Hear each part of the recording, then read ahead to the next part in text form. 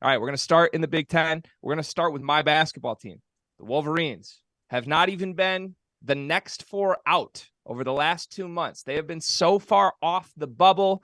They have needed to string some wins together. They got the emotional win over Michigan State over the weekend, and now they go to the rack tonight with Caleb McConnell active off the bench, but a little hobbled. No Jet Howard. And the Wolverines secure a grimy, ugly road victory to put themselves back on the bubble. So I'll go to you first here, RC. Do you think that Michigan is firmly back in the NCAA tournament conversation, at least after this game? I think they're in the conversation. I mean, they got some work to do. I mean, they got to finish the season strong. I mean, they're right there. They're 17, 16, and 12 now. I mean, you got to finish the season strong. You can't go 16 and 14 or anything like that. They got to win out. And but they've won 5 of their last 7. So they dug themselves out of the hole. They're digging themselves, I should say, out of the hole. And today was impressive. They did it, without Jet, and they did it on the defensive end. I mean, that was a grimy, physical-ass game, and they came out and they responded. Credit to those guys. I think you're saying they dug themselves out of the hole. I thought that was a play on words because Doug McDaniel was fantastic for him tonight, RC. He really was. He was. He made some big plays for them against Michigan State, too, as well.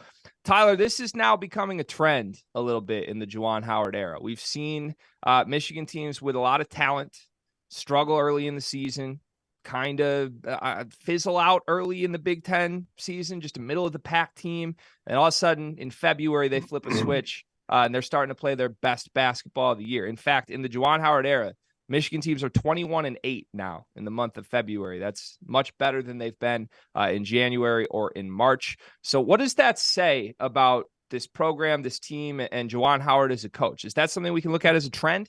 Yeah, absolutely. I mean, you want to play your best basketball in March and April. It's never a good idea to peak in December, but everyone starts the season off in a good mindset, and to be able to sustain it and keep improving and then peak, mid-March or right before March is the idea to kind of get that momentum going into the tournament. So I think he's done a good job, and also I thought Michigan. I thought Hunter was going to be he is one of the best bigs, but I had some expectations for him and Michigan coming into the season. So it looks like they're finally starting to be the team that some people thought. But it was a good win. It was a great match tonight, especially at Rutgers, because I really like that Omori kid. He's really athletic, and I wanted to see him and Hunter go at it. So that was really exciting for me.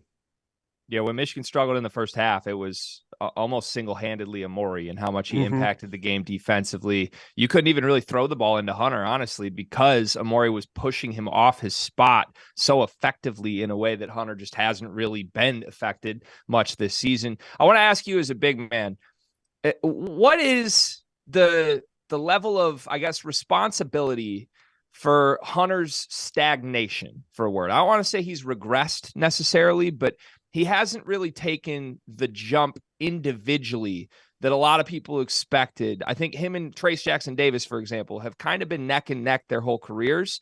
TJD took an extra step this year to oh my God, he could be the national player of the year, or at least second to Zach Edey.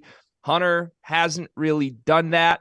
A lot of people would point to the guys around him and say they're not giving him a lot of help. There's a lot of double teams he's seen, but what can a big man do? If the roster's not the perfect fit, should we still expect Hunter Dickinson to make individual strides he hasn't made this year?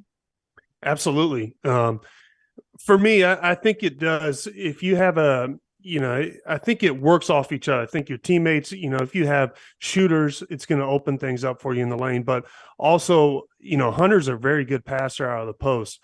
And so when he takes his time and he really establishes himself in good scoring position, I think that's when Hunter's really effective. And obviously when he gets to his left and he's on the left block, I think he's drastically better on that side. But for me, it would be, a lot of kids put a lot of pressure on themselves to score, but I think if they make the right position, deep seals, duck-ins, and things like that, kind of seems like a lost art. But putting yourself into position has a lot to do with it, and positioning, moving without the ball, especially as a big, for Hunter, I think would be great. No Jet Howard tonight, RC. I want to ask you about that because he went down essentially in a tie game with about 8 minutes left against Michigan State. And I was watching it live, and I'm like, oh, this game's over, thinking in a negative way. If they lose that much of a key to their offense, they just don't have the scoring power. They went on a 12-0 run without Jet in the end game, mostly due to Terrace Reed dominating off the bench. And then tonight, honestly, to my eye, I thought a lot of the bad habits this team has had, struggling on the boards, just a lack of defensive awareness. I thought a lot of that was a lot better tonight without Jet Howard. What did you see there? Hey, it was. I mean, let's be honest. They won this on the defensive end. I mean, and not that Rutgers is a great offensive juggernaut, but Dougie, we knew that. He's not a great shooter. He can make shots, but he can pressure the hell out the ball, set the tone. But I just thought they did. When they switched everything, they kept him out. They pushed him outside, kept him from being rolled in the post. Their guard play, I mean, just overall. I mean, and playing with Amori being, a post guy, it kept Hunter in the post where he didn't have to try to go out and guard on the perimeter. So give those guys credit, man. They won this on the defensive end. Rutgers helped them out, missing so many damn free throws. I mean, they were horrendous tonight. They were 5 of 16 from the free throw line. And I don't know how you don't shoot it great. You sure as hell can't miss 11 free throws. Yeah, you're right. They've definitely left the door open quite a bit, especially in the first half. And then they came out, missed the first 2 free throws in the second half as well. But yeah, interesting result there. Cause I loved this Rutgers team when they were fully healthy. I thought when they had Mawat Mag, this was a top 4 team in this conference to me, one that I had my eye on in the NCAA tournament. And man, they're just a lot different and a lot more depleted. They're limping across the finish line. Yeah, it's just kind of sad to see it happen. But hey, that happens. Injuries are part of the game.